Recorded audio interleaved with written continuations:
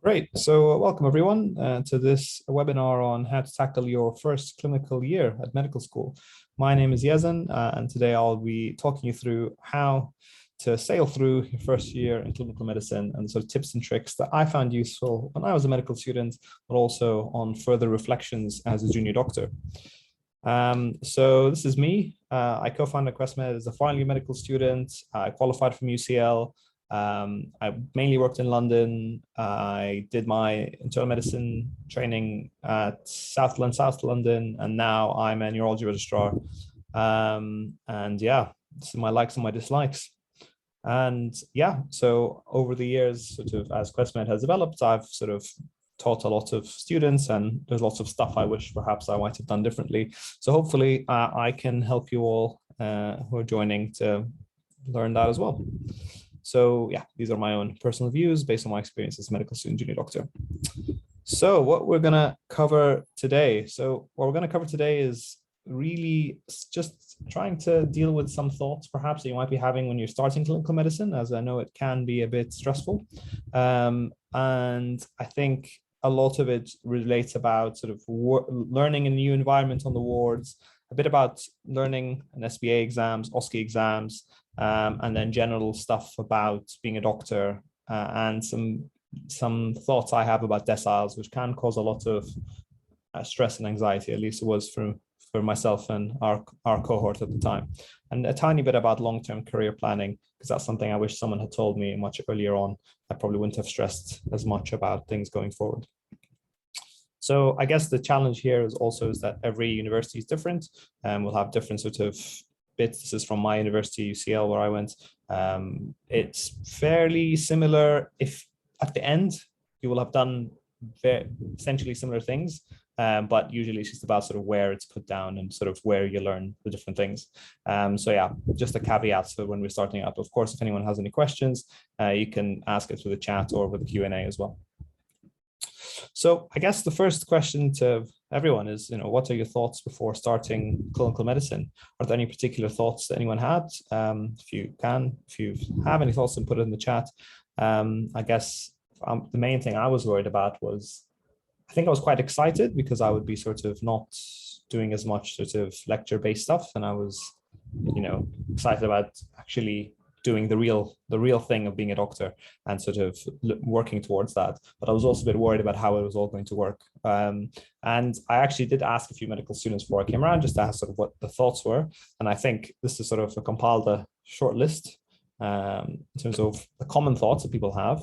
And I think the main worries are the sort of sheer volume of material that you have, this expectation of you that you're going to have a lot of responsibility at the end, which you do to a certain extent, but also not as much as you think, and the sort of long hours and difficult balancing everything, which many people struggle with, but there are, of course, ways to make things easier going forward. Whether or not you should study in the library versus sort of go out and be on the wards, but if someone kind of isn't really teaching or ignoring you, is that really worth being there? It's a common sort of scenario. And also this idea that, I don't know much, other people know more than me, which I think we've all felt in various ways throughout, not just our medical student career, but also in our clinical career as well. So I'm afraid there's no one weird trick. There is a long process. It's a journey of discovery, of learning, that takes a while. So this whole thing is not just something that you do in a year or 2. It's most of the time it's sort of 3 years, unless you're a graduate. Sometimes it takes 2, but it does take a while. What I'm trying to say, and it's a very complex process. So a lot of it is about trying to see how you learn, what's useful for you, and sort of taking a step by step and not getting ahead of yourself. I think the main thing I would say, and which is sort of a running theme throughout this tutorial, is that I really feel like one should focus on active learning when you are revising. This is particularly true in clinical medicine because there are lots of active learning opportunities. Now, traditionally in the sort of study space, as it were, when people talk about active learning, a lot of it is about sort of doing flashcards and doing questions and sort of explaining it to someone, all of which remains important. But the other additional aspect is this sort of clinical side, which is seeing patients, getting involved with the team, doing questions, and also just learning with others, right? Because that stuff is the stuff that will allow you to remember things more and will allow you to really sort of, it will really hit home the lessons that you're learning, I would say. And even now to this day, sort of now having finished medical school, maybe said 5 or 6 years ago, there are so certain points I really, really remember and have sort of stuck with me, whereas I may not remember the stuff that I was reading or watching lectures like this, but hopefully this will just a sort of a starting point for you. So I would really suggest that you try and develop a sort of active learning framework, which we'll talk about in a bit more detail. And I think the general tips that I have, just as a sort of, as you're starting out going onto the wards, it's a bit scary, I think. I think the key thing is to just try and focus on your own learning and what you need to know. I think that it's very easy to get caught up in sort of what the consultant is saying, what the registrar is saying, and what the SHO is saying, and what your other colleague is thinking and saying. So I think it's really about knowing your own understanding of medicine and trying to build it up as a process rather than thinking you got the end result at the end. I always found it very awkward to speak to patients. And if some doctor would say, oh, we'll go and speak to a patient, I would find it really stressful. I don't know why. I'd just be embarrassed. I don't want to bother them. You know, they're in hospital, they're sick. And I think trying to get over that awkward sort of interaction is quite useful to try and do early if you can. I think nowadays, obviously, I'll just go and ask them with no issues, but perhaps more because I'm their doctor, for you know. But I think when you're a student, it's something that you kind of need to get across. And once you do that, then things will become a lot easier. When I was a medical student, people would, our supervisors would say that you should clerk a patient a day. At the time, I found it very, I don't think I did a patient a day for any sort of period of time, but I always had that as my goal. So, you know, if whatever's happening, I'll always try and clerk a patient a day. And I think possibly looking through the whole of medical school, I probably maybe clerked sort of on average, maybe 2 or 3 a week, which is sort of about 1 a day, well, ish, 60% 1 a day. So if you have that goal in mind, if you have an ambitious goal and you try and sort of stick to it if you can, I think it really does make a difference, because that sort of exposure is really what you need at your level. And also really that sort of curiosity and asking people questions over and over again to the doctors that you meet, to the team members that you meet, is quite helpful, and it'll allow you to sort of build your own framework of medicine. And also it is important to be part of a team. And I know it's very hard because you feel like you're in a different team every week. But sometimes you will go and you'll feel a bit down, or you'll feel that perhaps it's just one more rotation that you just have to get through. Then you meet someone really nice and really helpful, and that person will make it a lot better for you. So try and have an open mind in terms of where you're going. And the other thing I would say is about incremental gains of just trying to do a bit every day. And again, not getting ahead of yourself, sort of that you don't know much. And then finally, although I think that unfortunately we are at risk of, or it does happen a lot, of infantilizing medical students.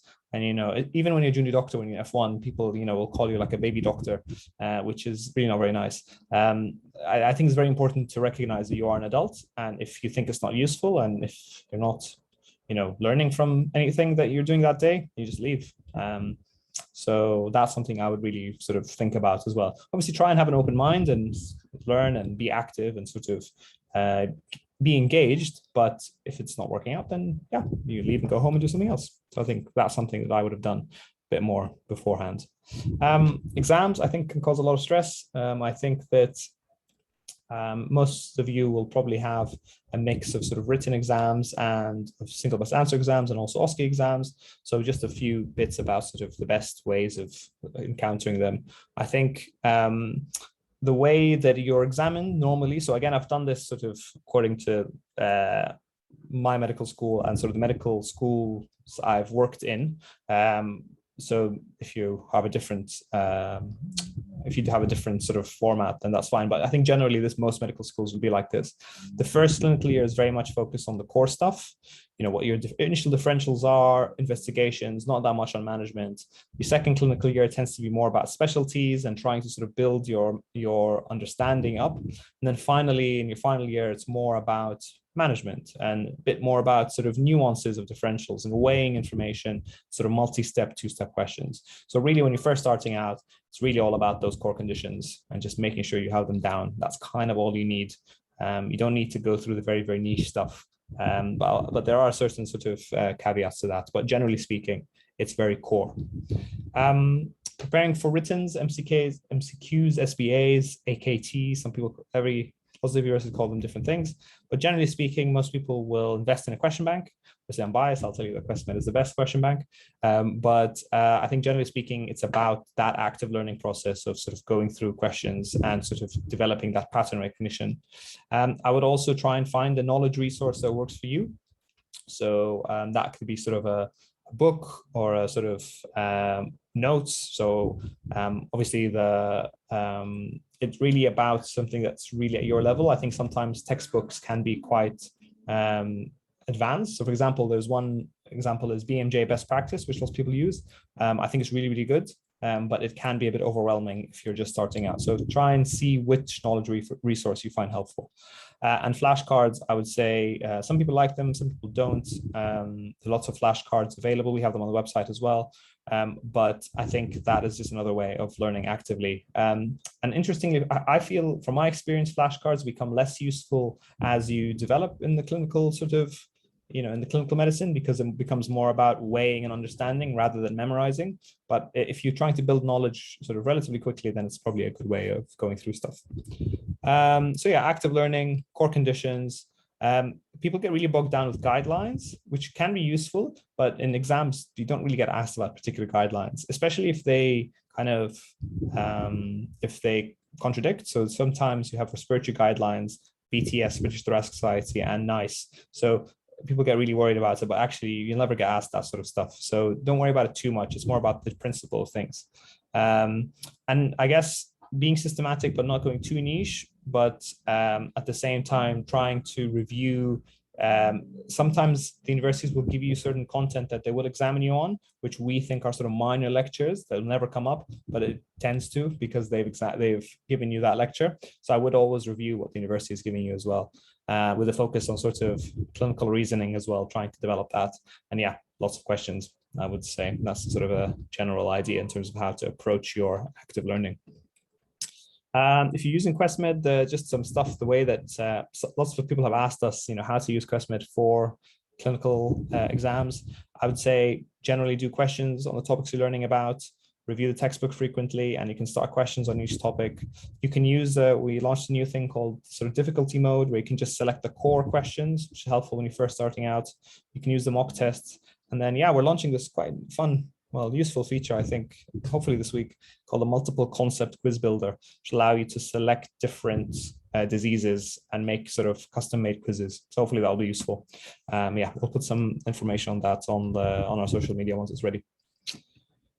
OSCEs as well. So yeah, so these are some things that some doctors told us about their OSCE fails. And I kind of want to put them up just to show you that you're not alone in your worries about OSCEs. Some people have had really weird experiences because there's a lot of stress, and sometimes you feel like, you're going to fail, but actually you end up not failing. So there is always this element of sort of chaos, which is very common. And so it's not just you. So that's why I think people feel that it's very anxiety provoking. And it still is, even when you're doing postgraduate sort of equivalents of OSCEs. I think the types of material examined in OSCEs, I think that it really depends. But if you go from first year to final year, generally speaking, it's basic stuff to sort of complex stuff where you have examinations perhaps where no pathology is found, whereas later on you can have sort of real patients, and you can have basic communication skills early on about lifestyle, for example, whereas later on maybe things like breaking bad news and complaints and things like that. So I think when you're first starting out, try and get the basics down, and then you can sort of build things up as you go forward, and especially ones with sort of curveballs, sort of, you can have something happens in the OSCE and then something else is asked which completely changes the sort of the way to do the OSCE, if that makes sense. And that can be a bit more problematic, but usually the ones you start off with are fairly basic when you're in your first clinical year. And again, yeah, so this is sort of something that one of our tutors made at Quesmed, just about sort of the focus. So initially focus a lot on history taking, examinations, and then later on it becomes more about sort of communication emergencies, because that's really what you need to do more when you are sort of closer to your final year to become an FY1. I thought it was interesting. I never thought about it like that, but actually, yeah, looking back, it's fairly sort of, it's very what we expected, what I had in my OSCEs from sort of the initial years to later.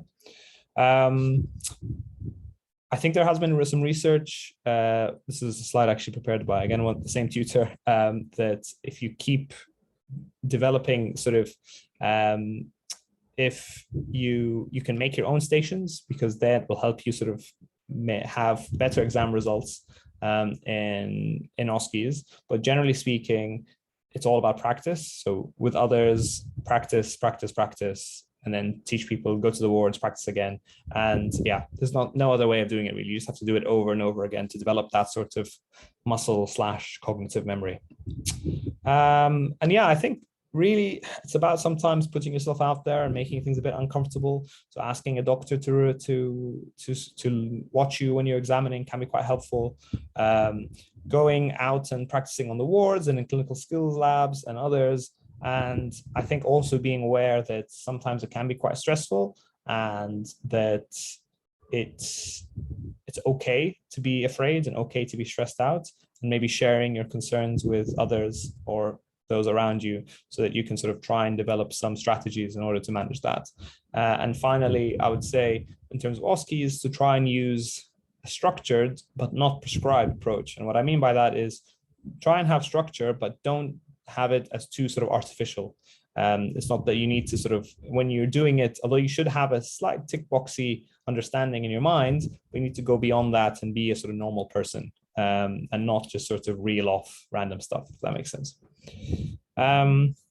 Using Quesmed for OSCE. So yeah, we launched the OSCE platform in March. If people have been finding it really useful, helps you to sort of save your progress and monitor improvements. We have a lot of free examination videos and communication skills videos on YouTube if you've seen them already. So check out our YouTube channel. We're hopefully going to do some mock OSCEs in the next couple of months online for history and communication skills. So hopefully that'll be helpful. So working towards being a doctor, I think, is also scary, because you expect it to be this sort of finished product, the roast turkey, as one consultant described it to me. So I think that's, again, very scary, but again, you are to a certain extent a long way off from that. But it's good to have good habits. So I think that ensuring that you get your sign-offs early and planning ahead is very important, because that's a good place to be throughout the year, so you don't do it at the end of the year. And you basically will always have sign-offs. I still have sign-offs, and I'm sort of fairly senior, I would say. So that's something to be aware of, and making sure to plan which rotations you might have those sign-offs. And again, it's all about developing relationships and communicating with people and making sure that they like you and know you.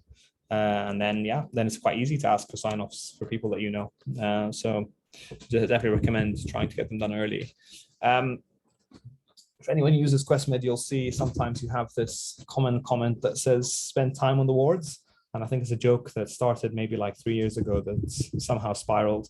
But I think although it can be quite annoying, I've seen on the comments, I think that there is a value to spending time on the wards, because I think the problem with it is that sometimes you feel a bit ignored, and you feel that you are not, no one's interested in you, interested in your learning.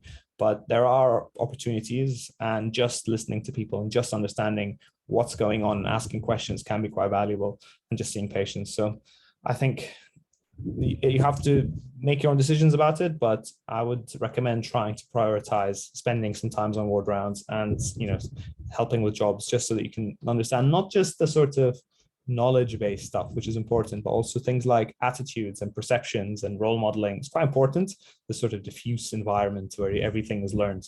So yeah, just my thoughts on the matter. And now this is something that I think, again, what you really need to know at the end of it is not the niche stuff. It's not the sort of really obscure things.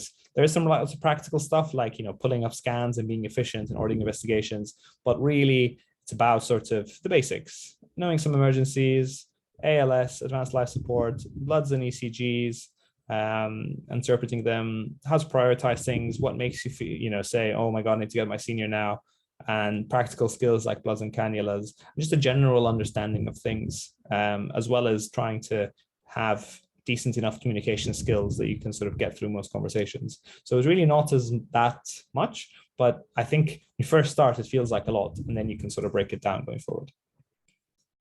And then also, I would also say that it's important to, I'm sure you guys have a lot of friends, and that's fine. But I think that it's important also to make friends in a clinical environment, and you will be allocated to lots of different groups and you'll be friends with those groups.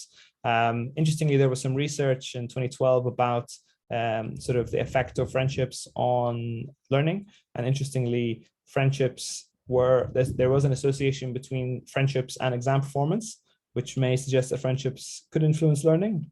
Not sure. But I think it's interesting also that medical students chose friends of the same sex and ethnic group, which sort of shows that perhaps there is a kind of, if you read the paper, you'll see that there is this sort of concern about ethnic minority groups perhaps not having that same sort of social relationship. So which is, again, a different topic, but we have talked about this in the past. I think that it's important just to make sure to keep an open mind and sort of get to know everyone and join WhatsApp groups, because there's invariably going to be something that you forget about and someone's going to be like, oh, has anyone done this? And then you're like, oh no, is that tomorrow, etc., etc. So I think it's important. And finally, just being able to share your experiences is quite useful, because then you can sort of blow off steam. You can chat to friends who've been in similar scenarios, and you can just learn at the very least, so they can teach you something. And then I think the thing about deciles, which can cause a lot of worry, especially when you're now in the stage where your deciles probably are going to start counting. I think probably throughout medical school, I was very worried about deciles and making sure I was sort of really high up in the deciles, and making sure, because I was worried I wouldn't get a job in, I've been wanting to do neurology for a very long time. So I was like, oh, and it's very academic. So I won't get neurology if I don't do well, etc., etc. So all of that baggage, which I really shouldn't have been worried so much, I think, looking back in hindsight. So hopefully this will help you to feel the same way, I hope. As you know, your decile score is counted towards your foundation program score. There's a mix of sort of the decile score and your situational judgment test score at the end of it. That's a different story. SJT, very sort of, lots of people do talk about it, why it takes so much, but I'm not going to talk about that today. So I think one point I want to make is that academic excellence definitely worth striving for if you want to, professionally, personally, societally, and yeah, if you do really well and you're in the sort of top 10% of students, then there are certain points that you get for specialty training. Fair play. So that's, if you are striving for that, go for it. I think it's a good thing. But I'm just trying to make the point about how sometimes deciles can lead to sort of negative thought processes in medical students. I think there is this idea that deciles can make you more competitive with your peers, which I think you feel like you're a number sometimes, oh, I'm like, second decile, so therefore I'm good. I'm ninth decile, so therefore I'm bad. That sort of thing. I think that can lead to a lot of sort of difficult thought processes, especially if things aren't going your way in various things. I think sometimes it can lead to you not fearing missing out, so therefore you sort of end up, missing lots of social events, etc., to go to things with the view that you want to do better and better, which is fine in moderation, but sometimes that can be sort of the other way around. And again, for me, I just was very anxious about, getting into a competitive specialty. And I felt throughout medical school, I was worried, even though I really didn't need to. And again, this sort of imposter syndrome, which does come up time and time again, sadly, in medicine. And yeah, those are sort of, these are all my thoughts actually from sort of some being a medical student and sort of foundation years going forward. I didn't get the job I wanted initially, actually, when I was a foundation doctor. I didn't do well in my SJT. I went to Stevenage, which I didn't even know where that was. It's halfway between London and Cambridge. But I enjoyed it and I learned a lot. And one of my rotations was in stroke, And subsequently, I got on really well with the stroke consultants. They introduced me to some other stroke consultants. And then I did a research fellow job in stroke after I finished my foundation. I got so much experience, like loads of publications and posters and audits, etc. And it was really, really important for me later on when I was applying to specialties. So I think the point I'm trying to make is that it really doesn't matter what your results are. It's really about how you take opportunities and how enthusiastic you are to utilize that going forward. So yeah, deciles are not important in the long term. Top decile and training related myths. This is, again, I wish someone told me this. You do not need to get a good decile to get into a good specialty program. Doesn't matter. Even if you don't do well, doesn't matter. If you get, top 10%, cool, you get a few points, but again, doesn't matter. Where you do your foundation program matters for your career. It does not. No one cares where you did your foundation program. If I work in a more prestigious teaching hospital, is it better for my career? No, it's not. I need loads of publications to work in competitive specialties. No, you do not. It's good to have a few publications, maybe 1 or 2 to show interest, but you don't need loads. You need to intercalate to work in competitive specialties. No, you don't. You can do that sort of work in any time later after medical school if you want. You need to get a good decile to pick the jobs you want. If not, it will impact my career. Nope, that doesn't matter. So if you don't get the jobs you want in foundation, you can always do a teaching fellow job later on, so a research fellow job, or you can do it in your core training. And if I want to be an academic, I need to do AFP, SFP. No, not true. You can be a clinical academic if you want, but you can just do a normal foundation program. Yeah, so it's okay. So yeah, just in terms of specialties, what are the main factors that decide specialty applications? Really just your interest, achieving all the competencies, and then being a good all-rounder, doing a bit of everything. Obviously, sustained career interest, you can change your mind. You can change your mind late, but as long as once you change your mind, you can then start making steps towards it, maybe a bit delayed by a year or so, but it shouldn't matter. So yeah, deciles don't really matter in the long term. And finally, as I sort of want to finish up, I think long-term career planning, again, I was worried about this medical school. Oh, I need to do this. I need to be part of all these things. I need to do research into this. I think it's just, if there's something you're interested in, I think naturally you will just gravitate towards it, and you will think that, you will do stuff related to that because you like it, rather than you feeling that it's sort of a chore. Because if you love something, you will, or you think you might like something, you will naturally be curious and want to learn about it. So if they come up, then go for it, and you can seek them out as they come. If you can, are you interested, then you try and get involved in some projects while at university, because there tends to be a more sort of active research network if you're interested. And the same way, sort of SSEs, elective. I did mine in neurology, and I really enjoyed it. And yeah, I think now that you're in clinical medicine, you've probably been in medical school for at least sort of 2 to 3 years, maybe, or 2 years, then trying to teach be useful. And it really helps you to hit home the stuff that you're learning, but also it'll give you those sort of skills which are useful in any career. And then finally, I think you should really enjoy your time, because when you become a doctor, you don't have as much time. And I think that so the first thing is to enjoy your time as a student and do stuff, but equally later on, if you don't want to be the kind of doctor that does lots of research and publications and audits, and even though it seems like everyone is, because those are your tutors in medical school, because they're a very certain type of person, it's really okay to not want that. You can just have it as a job, and you can enjoy it, and you can just go home. So I think that's something I wish someone told me before, because I'd probably be very worried about getting a million publications. So by the time I finished medical school, by the time I was applying to specialty training, I had like 10 publications. I didn't need that much. I didn't need to work so hard. I think if I just had done a few, maybe 2, 3, 2, probably would be more than enough for specialty applications. And I think it was really from a period of stress and anxiety about sort of going forward. So I really would recommend that you think about what you're doing and doing it because you like doing it, rather than because you feel that you need to sort of advance in your career. And if you don't want to do that, then good for you. I think that's a really good way of looking at things. because a lot of people end up like that later on when they realize they don't like things anymore. So yeah. Any questions? Put them in the chat, put the Q&A.